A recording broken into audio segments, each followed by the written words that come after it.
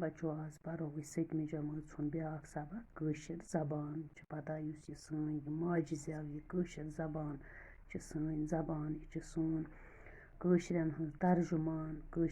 तर्जुमान कुछ कٲशिर जबान कٲशरियतुक यह वाहिद निशान कٲशिर जबान नील नागच राजदान वेद कालच पीरजान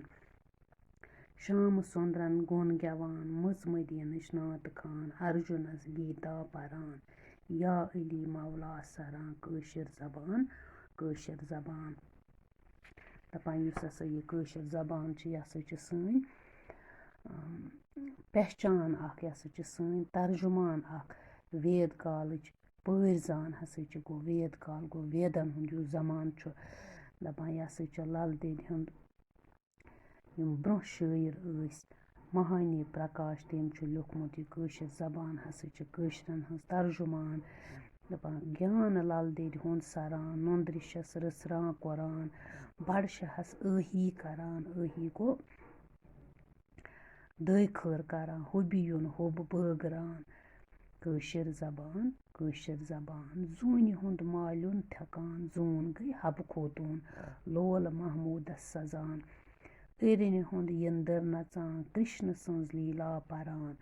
कुंग रसुल मीरन असान साज महजूर वजान प्रान जगतुक जगत गो दुनिया प्रान जगतुक दास्तान सान पगहच पासबान कٲशिर जबान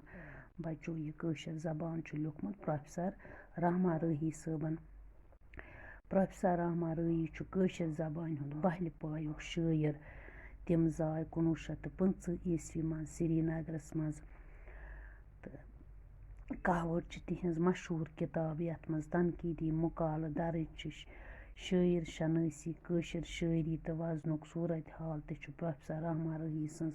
अहम किताब तमो शुरन हंद खतर तह नज़म